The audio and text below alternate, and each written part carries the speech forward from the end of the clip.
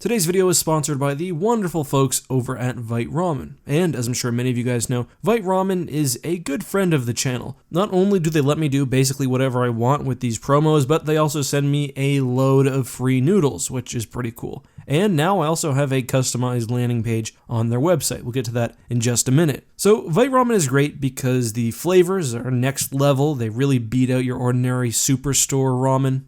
It's good for you, and really they're just a good company. They support their workers, they do everything ethically, and I think that is worth something. But they've made some pretty major steps and have released version 1.2 of their flavors. Now, you can go online and check out all the noodly patch notes, but all the flavors have been reworked. And not only has the taste been massively improved by the R&D team, but each pack now has up to 31 grams of protein and 9 grams of fiber, with all the vitamins and minerals more bioavailable and thus more easily absorbed by your body. So alongside the patch notes, which I've linked below, you can also check out my landing page, and if you go there, you can sign up for special promos and deals, including things like a free spoon or chopsticks when you make a purchase. You can also continue to use code EckhartsLadder for 15% off your purchases. If you're interested in some noodly deliciousness, you can check out the link down below, and thanks again to Vite Ramen for being a good friend to the channel. Anyway, on with the content.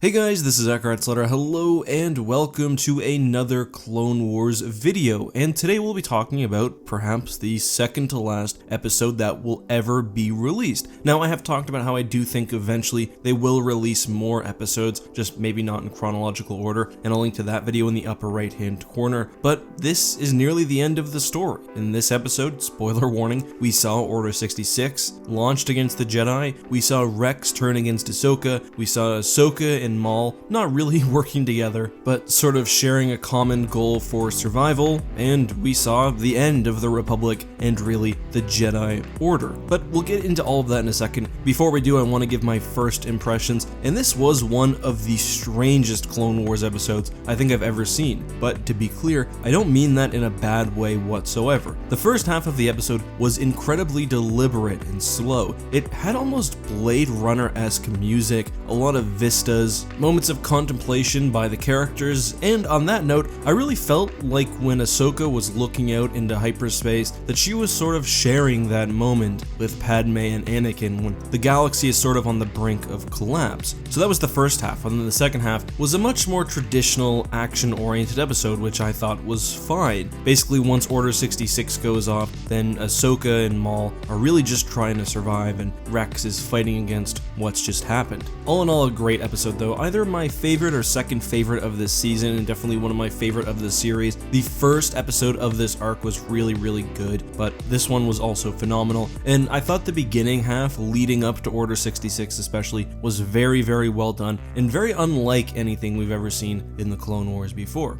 So with that said, I kind of want to go over the plot and talk about some things that I noticed and that I liked. We've alluded to sort of the wrap up on Mandalore, but I gotta say, it was kind of weird saying goodbye to Bo-Katan and everything else on that planet, but we've been saying a lot of goodbyes this season and it's all to be expected. I do really like the fact that they've got Darth Maul in basically a Hannibal Lecter style cage. Apparently it was used by the sort of ancient Mandalorians when they were fighting the Jedi, and it's one of the few remaining because they're supposedly outlawed. But I've always felt like Maul is sort of misunderstood, at least by some people. I don't think he's ever really meant to be a powerful Force wielder up to the likes of, say, even a powerful Jedi Knight or Master. Rather, what he is just a ferocious animal, and that's why he's so deadly. And they certainly talk about this quite a bit in the expanded universe with books like Plagueis, but him being locked in that container really solidified that for me, and I thought it was an interesting image. And then of course they're brought to the Venator Star Destroyer, and things have gotten very Imperial by this point. Not only do the clones themselves look like stormtroopers, but Maul himself is put into what looks like an Imperial holding cell. I mean, they've got lots of red and black inside their ship. You know they're no longer the good guys. On that note though, while they're being moved, they're in like a Republic heavy shuttle, which I really love the design of, and I don't think we see that much or at all in the show, so big props to that. But of course we also get one of the coolest scenes of the episode, which is Ahsoka kind of walking in after that discussion discussion between Mace and Yoda, basically about the future of the galaxy and how the Jedi might be forced to take control of the Senate and depose the Chancellor. That itself is a very dark scene and one the Revenge of the Sith novelization handles very, very well, because Palpatine has been doing a really good job sort of convincing Anakin and others that the Jedi are power hungry, even if he's just kind of subtly implying it, although sometimes he's a bit more overt. And in this case, the Jedi are almost confirming that. Even Yoda is just like, this could lead us down a dark path, when Mace is essentially talking about the Jedi seizing control of the government. And Mace is really a complicated character, because he is obviously a light sider, but he's also not really a good guy, and I think he's very, very flawed as a Jedi Knight. I mean, we see that in Revenge of the Sith, when instead of trying to take Palpatine alive, he wants to kill him outright, and that's the exact same thing that Palpatine does to Dooku at the beginning of the movie. And then in this conversation, we see that he's not only misguided, but he's just not very nice. He basically locks Ahsoka out of the important conversation because she's not technically a Jedi, when she's really not a Jedi because of how the Order treated her completely unfairly. However, Yoda, on the other hand, is still awesome. He stays after the conversation, even when the galaxy is basically falling apart, to see if she's okay, and to see whether she wants to pass on a message to Anakin. And I think there's an interesting question here.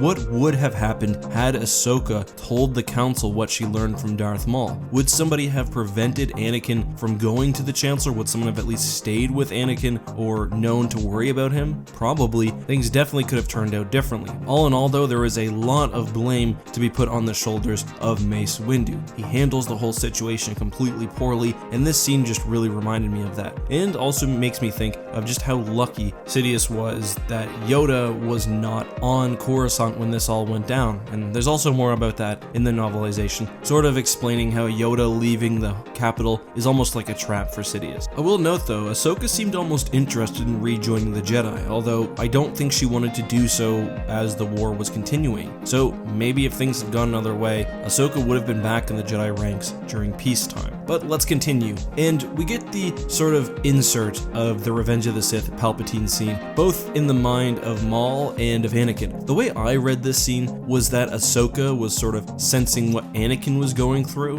and then Maul was sensing what Palpatine was going through, because they each have a sort of connection to their mentor. But one thing that I noticed is that they used mostly Hayden Christensen audio for those scenes, but when it came to the very end, we do get a bit of Matt Lanter, which I thought was cool. And of course, we also have Samuel L. Jackson and Ian McDiarmid for their roles, so that was kind of a gut punch. And I really liked how this season generally has integrated stuff from Revenge of the Sith, which personally is one of my favorite Star Wars movies, and they just did a really good job with this. Regarding the actual launch of Order 66, I always sort of figured that it would be on a Venator Star Destroyer, because it would need to be somewhere sort of secluded from the wider galaxy, especially if Ahsoka is to escape, but it is a little disappointing. I would have liked to see maybe her in the middle of battle, and the clones turn on her, and we just see how that works out. And I think they could have had it so the siege of Mandalore was ongoing, and I know this is a pretty small complaint, but a Star Destroyer is not the most epic of locations, especially the interior of one, so I think they probably could have played that a little bit better. My favorite part of Order 66 is one that I'm sure most of you liked, and that was Rex fighting against his programming. We see Order 66 come in, and he can do nothing to stop it from eventually taking over his mind, but in his last moments of sanity, he does get a message out to Ahsoka. We see a tear in his eye. He's fighting against the control, but eventually succumbs to it. And this is an interesting scene, one that wouldn't have happened purely in Star Wars Legends, because in Legends, at least until the Clone Wars, clones just followed Order 66 because they followed orders and they were programmed to follow orders. So this was an interesting moment of sort of a creation fighting against his purpose. I gotta say though, it is very, very dark for the clones to snap and begin hunting Ahsoka while literally wearing a dedication to her face on their masks. And I have to kind of wonder too, whether Order 66 has more effects than just turning the clones against the Jedi. It seems to me that it just generally activates some higher level of control over the clones, because I think a lot of the clones that we've seen throughout the show would not willingly do some of the things that we know stormtroopers did. And even if we watch Revenge of the Sith, after Order 66, for example, we see the clones rounding up and just arresting people on Utapau. And these are aliens droids who had just helped them out. So after this moment, really, the Clone Wars and the clones take on a much different edge, and I have to wonder whether some of that is because of Order 66 and just the launching of the inhibitor chip generally. So then Ahsoka releases Maul, and unsurprisingly, he's just loving it. He didn't know fully what was coming with Order 66. He knew Sidious had something planned which would topple the Republic and the Jedi, as we know in the prior episode, but he didn't realize he'd be turning their own army